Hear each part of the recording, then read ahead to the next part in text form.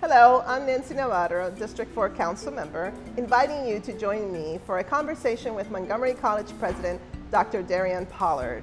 That's coming up next, right here on County Cable Montgomery.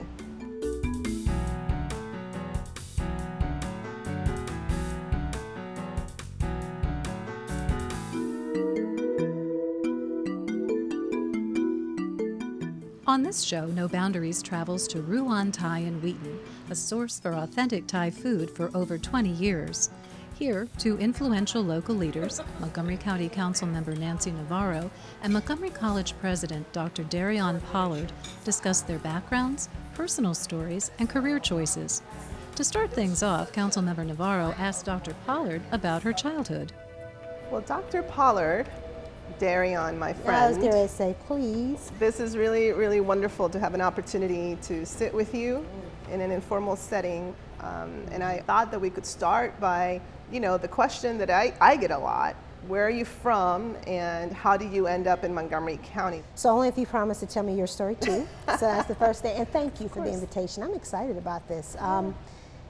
There are a few people in the county whose opinions I treasure a lot, and yours is one of them, because we get to have these authentic conversations, and this story probably is not that much of a surprise to you, not unlike yours in some ways. Yes. I grew up in Chicago, born and raised.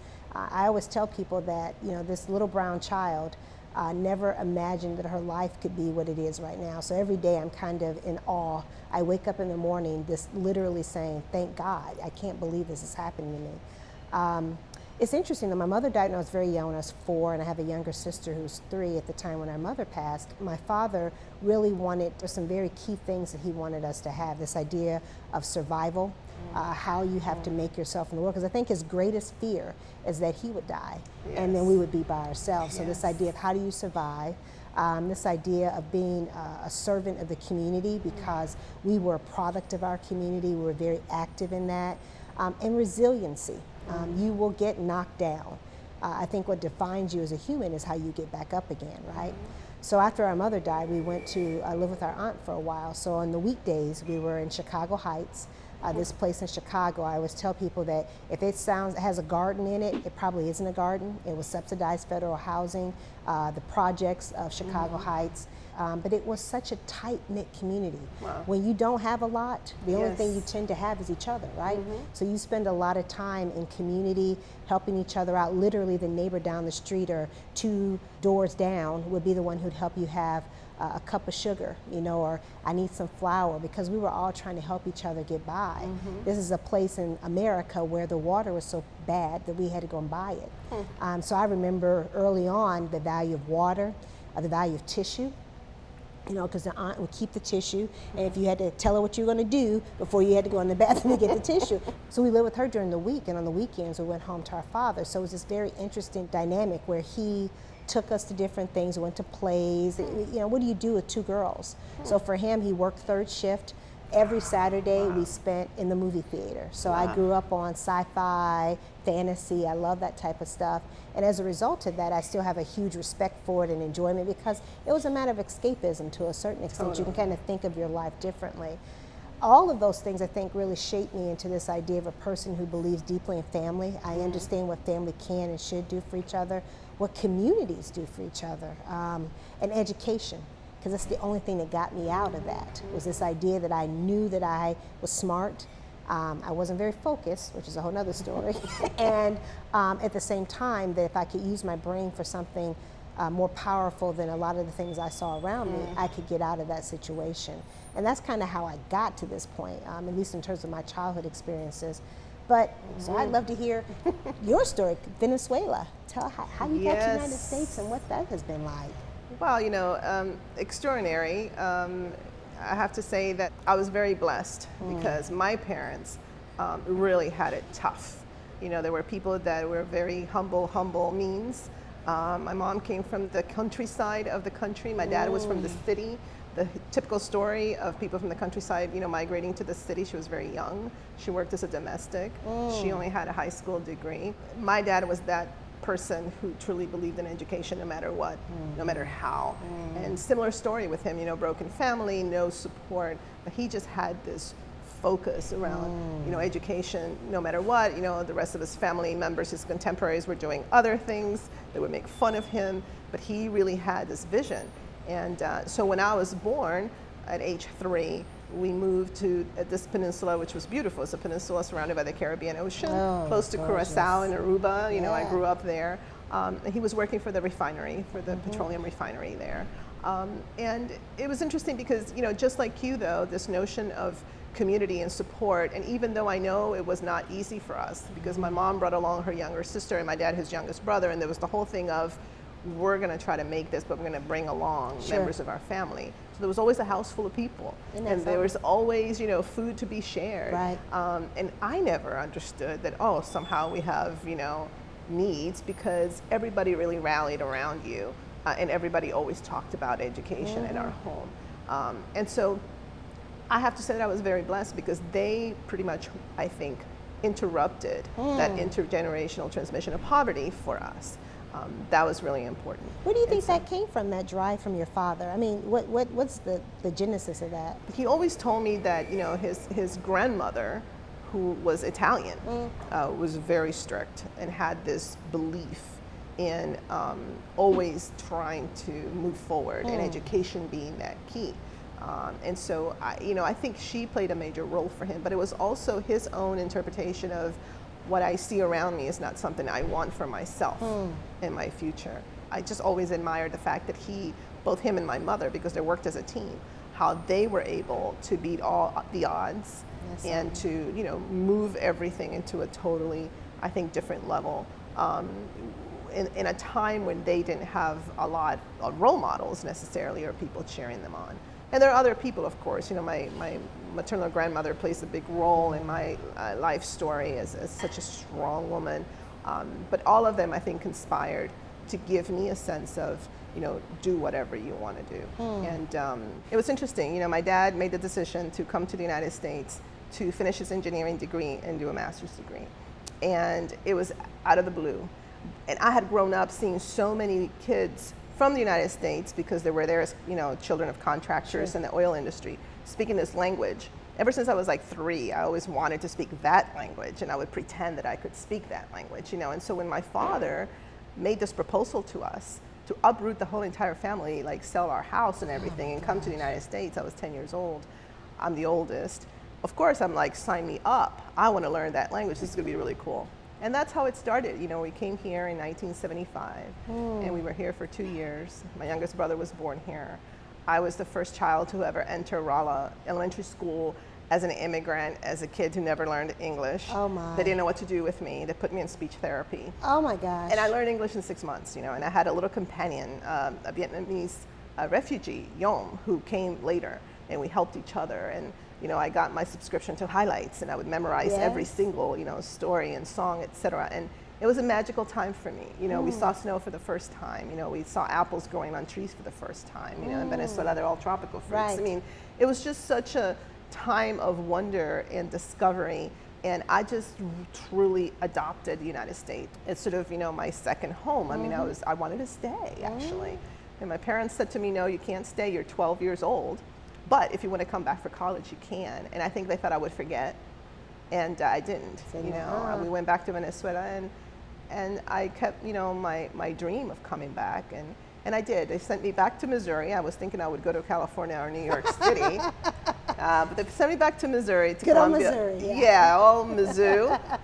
And I thought maybe I'll transfer, but I loved it so much that I stayed. And that's how the journey started here. But I came with the notion that I would come here, I would study, I would go back to Venezuela. And I did. I finished my degree in psychology with a minor in business administration. I got a work permit to work for a couple of years, and I worked with the elderly. And that was about to expire when I said I have to go back home. But first I made a stop in the Washington, D.C. region, because many of my friends who I met there had graduated to come here. And I never used that one-way ticket, because I met my husband, who's Haitian American, and we, you know, we got married, and all of a sudden I had to do a total reboot, because now I was gonna live here permanently, and that's what I think led to this notion of giving back, and what is my place now in this home And once I had children, it became more focused. But that's sort of like how I ended up in the Washington, D.C. region and moved to Montgomery County a year after we got married, when we were expecting a child, because of the schools, of course. Well, I love this conversation. I'm learning something new, because Missouri is a Big Ten, right? Missouri is a Big Ten or Big Eight. So we were, now it's something different, but the same, I went to Iowa State. I went to Iowa State. I remember my father drove me to school. He and my stepmother left me at the dorm and gave me, I think, $20 and said, we'll see you in November. And I'm like, what do you do with that? It was very difficult. You know, you take this little black child out of the south side of Chicago, where I thought, first of all, I thought that all black people were Baptist, and then I thought all black people went to church, and my high school was, you know, not as diverse as one would think that it should have been. It was a magnet program, but it should have been more diverse than what it was. But the beautiful part about this is I was in a special program where you start in the summer prior to your fall semester, and they really had this idea of helping us learn the campus, helping us build community, understand the assets, because in the fall there would be 26,000 students there, and here we were, this little 100 tribe. How do we learn the college? And I fell in love with Iowa. I did my undergraduate and my master's degree there. I started off though as a political science econ major. I thought that I was going to become an attorney. That was the route, and maybe move into politics. I soon realized I kept taking these little English classes along the way, and I love literature, and I love reading other people's stories. I love hearing their American tale, their British tale, their South African tale, to understand how that made who we were. And it helped me understand people. So I had the ability to do a lot of different experiences there, because at that point Iowa State had a major thrust to diversify its campus. For me, it was the first time I really had to grapple with this idea of otherness. This idea of moving into a community that said it wanted to diversify, but didn't know what that meant. So you could go to the drugstore, I couldn't find makeup in my shade, couldn't find stockings in my shade, people asking for 3 IDs to write a check, and to use a credit card, and to have to navigate people following you around the store and trying to figure out why they're doing that. Why do they assume you're here for nefarious purposes? But I also learned that one of my gifts at that point was to how to start those conversations. So, you know, help me understand why this is important, or help me understand why you feel this way, or this made me feel this way when you did that. And those were, I think, some of the most transformative experiences for me, because I could talk about my story, hear their story, and figure out how those intersections could make a better experience for other people. Wow. So I've only ever worked in higher education permanently, because I know for a fact what it can do. And I saw all these young people whose lives came together, many of them who had very difficult existences, some had very privileged existences. All of them thought that they could change the world. So you kind of come to these spaces, but I'd never thought about a community college. I always thought that I'd go directly into, you know, a professor at a 4-year institution, but I had the invitation to apply for a community college professorship in Illinois, and I thought, I'll get close to home again. And it was amazing to me to be back in the suburbs of Chicago, which was very different than the South Side. Absolutely. But at the same time had this mission of a community college, this idea that here's this entity that's deeply connected to its community, actually only survives if its community survives, and at the same time help people reach these goals, or whether they want to go to the workforce or transfer to a 4-year college, and some people just to have connection. So for me, it became a mission. It's this thing I do because I can't imagine doing anything else. I don't know another entity in contemporary America that does what community colleges do. I see it every day. And now, like you, I am a tax-paying homeowner in Montgomery County. I came here from California, which is a whole nother story, right? I have this, you know, beautiful little boy who is the love of my life. I have a partner I've been with for 25 years, and we have the opportunity to be a part of this Montgomery, this county that is a host of so many different people and experiences, and an excellent school system. So I just feel blessed to be here. It has truly been transformational.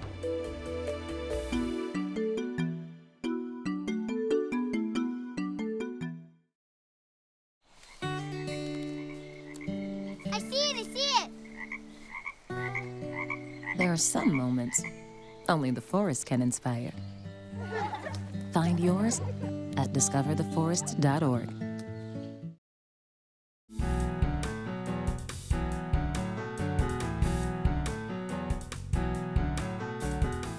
As No Boundaries continues from Ruan-Tai and Wheaton, Montgomery County Councilmember Nancy Navarro and Montgomery College President Dr. DeRionne Pollard pick up where they left off, learning each other's stories and the paths they chose that led to today.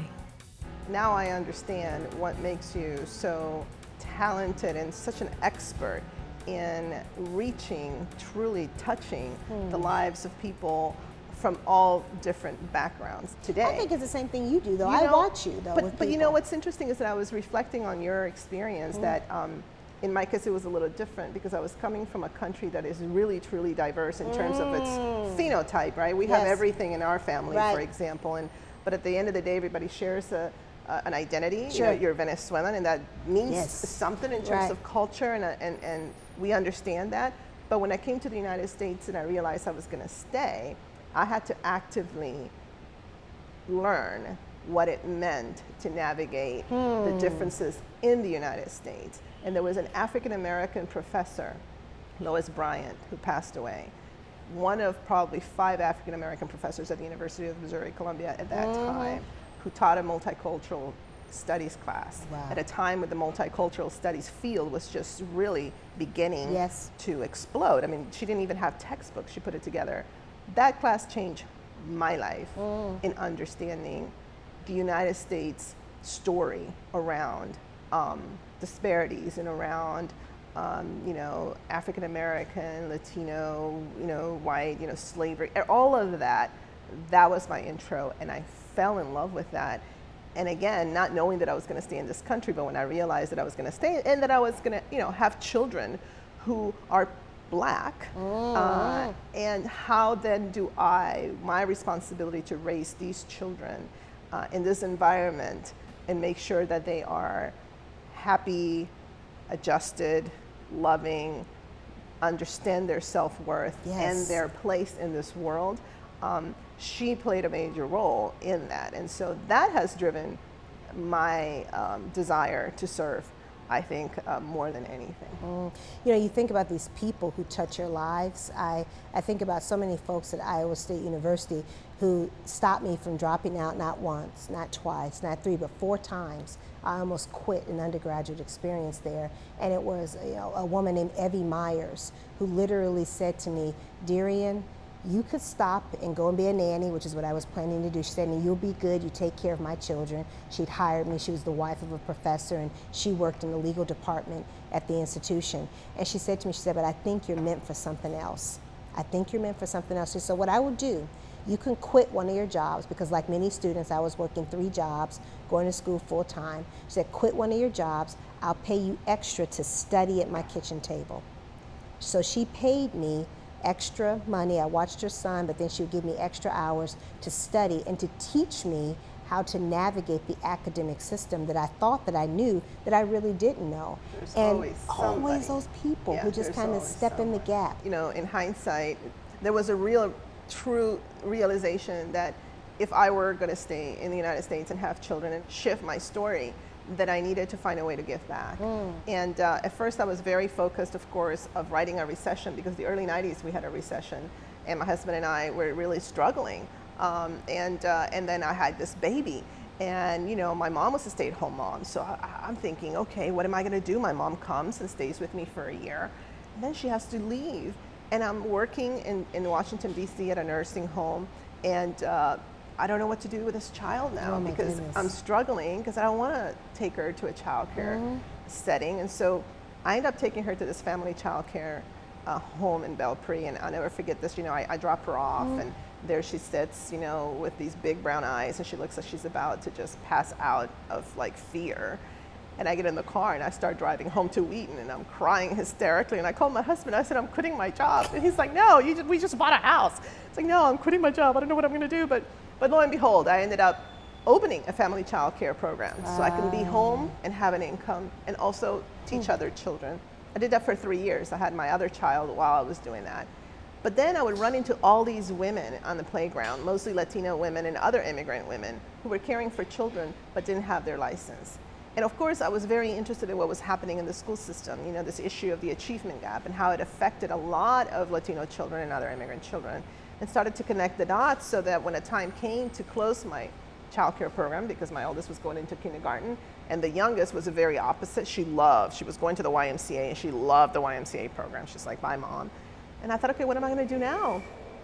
This idea came to in terms of, okay, maybe I can help other women who may not have the way and the understanding of how to navigate the licensing process.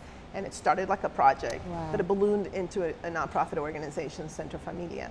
And so that's sort of like how I've followed my own observations of things that I feel I can maybe make a difference. And of course, in 2004, I was appointed to the Board of Education because then I wanted to be at the table. I wanted to make decisions. I didn't want to be in a position of just asking for funding and making the case. Because even at that time when I was Centro Familia, the county would say to me, you're ahead of your time, we don't have that need. And I'm thinking, oh my God, but I'm seeing it on the ground. And so I never thought I would go into politics. It was just never me. Right. But somebody said, if you're not willing to step up, then you can't complain. And I realized that everything I'd done up until that point had prepared me for this position at the Board of Education. And it was kind of like out of left field, and nobody expected me to win. I mean, they already selected somebody. It was one of those things. Yes. But I believed in it, and many people believed that it was time. And so I was appointed. And and then the story goes. And in 2008, an opening came up on the council with the death of former Councilwoman Marilyn Preisner, who had also been a really wonderful mentor to me. People don't know that we would have lunches on a monthly basis. And she would ask me questions about, for example, immigrant issues and the immigrant community, and should we have a town hall on this or not? And I would ask her questions about the board, and we really had a very interesting relationship that way. I lost that race to her husband, and then he passed away in 2009, and then here I am on the county council. And it's been such an amazing experience because I do carry that sense of wanting to make a difference, of how can I make a contribution, which is different from I'm a politician and it's about Nancy Navarro promoting herself. I can't even relate to that because I feel like there's so much work to do in a county that has shifted so quickly, that is going through such a transition that mirrors the United States in many ways in terms of its transition. And I find that to be such a privilege to be in this position that allows me to at least put a little bit in place and make some structural changes and groom the next generation so that when I'm ready to go, because I don't plan to be there forever, that I can look back and say, okay, you know what? Some pieces were left in place that now are a conduit to writing this transition in a positive manner. And that is what drives me every day. Not an easy journey. It was very tough. It's still tough sometimes.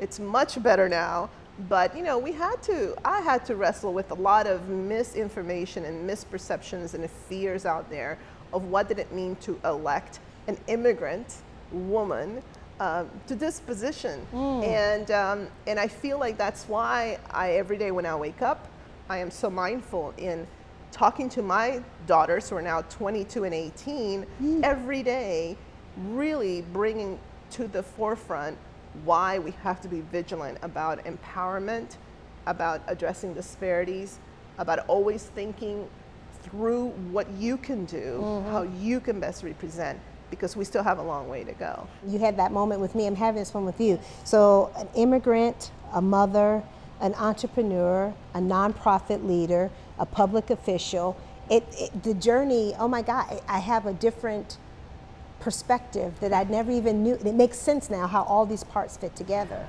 That is amazing. Absolutely amazing. Is it what you expected? It is what I expected and more, and a lot more. But it's because I also chose to make it different and not follow the so-called political formula, right? Yes. And so, I have amazing staff also that believes in this vision, and it probably drives them crazy every time I come up with all these crazy ideas. But I really believe that the status quo is something that a lot of people decided to buy into. We, everyone, any of us can make the decision to go in a different direction and create a new normal.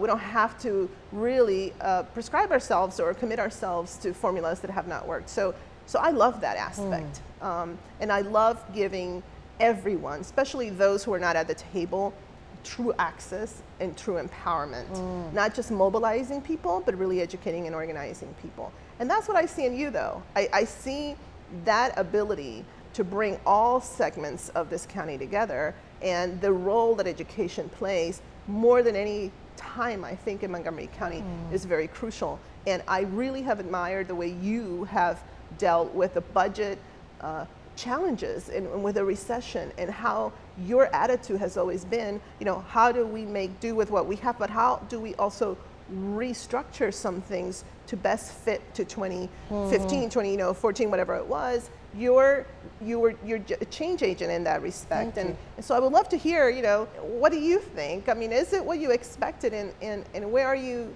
taking us here in the county vis-a-vis education, workforce development? How do you see your institution play a role in terms of that intersection, which I find the college is truly the intersection between opportunities in education, but also workforce development, so that we can continue our economic development, goals. Montgomery College is front and center, in my opinion. Yeah. So, I think a large part of my life, I was grappled with this issue of mother hunger. I was hungry for mothering and had to figure that out. That has informed a lot of how I think about this work, because I think right now there were institutions and people that stepped in the gap to do that, right? So whether it be the neighbor next door, Evie Myers at Iowa State University, Russ Peterson at College of Lake County, all these other people kind of stepped in and recognized the need.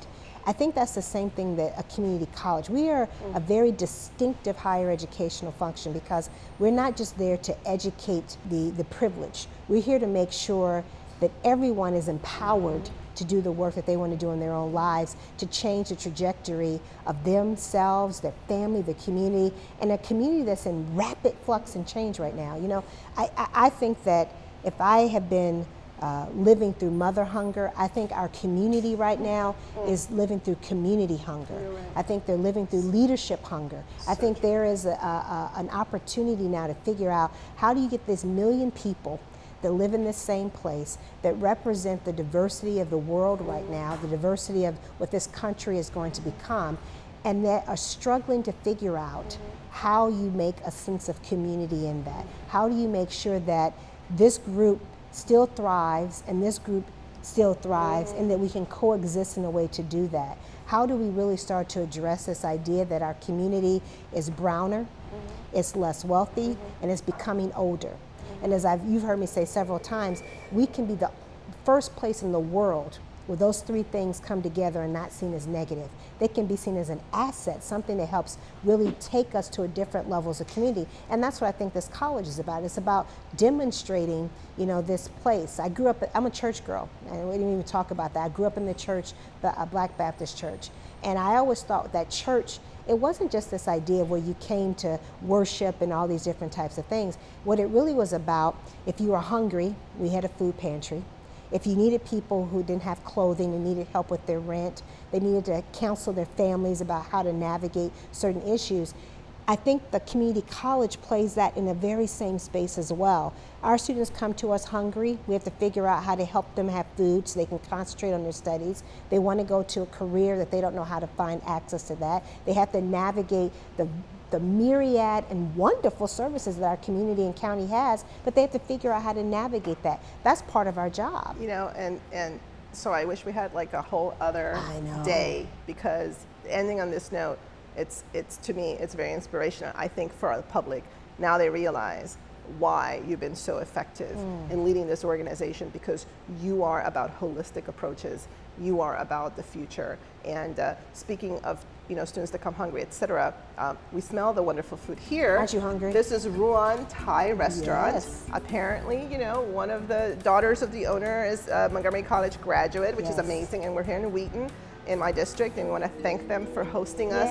But I hope that we can come back, maybe do this again, because there's just so much more to do.